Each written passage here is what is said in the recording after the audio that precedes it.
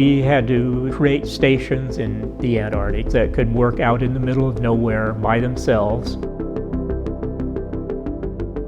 It's a small spacecraft. It's literally the altitude where the astronauts are when they go outside the space station. You have to be meticulous about checking and testing. In space, it has to be right.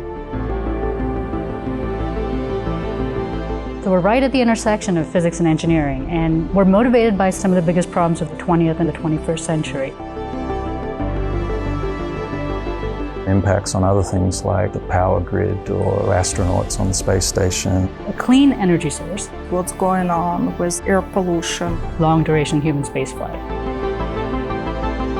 We give the students an educational opportunity to do something real that's related to an actual spaceflight experiment. There's no classroom in the world where you could learn something is tested well enough to fly in space. You have to do that with experience.